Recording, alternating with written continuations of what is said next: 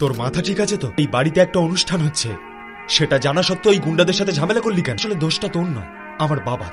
জীবনে চলার পথে 3-3বার ফেল করেছে। প্রথমে ডাক্তারি করতে গিয়ে ফেল, তারপরে বিজনেসেও loss. That bloody old man.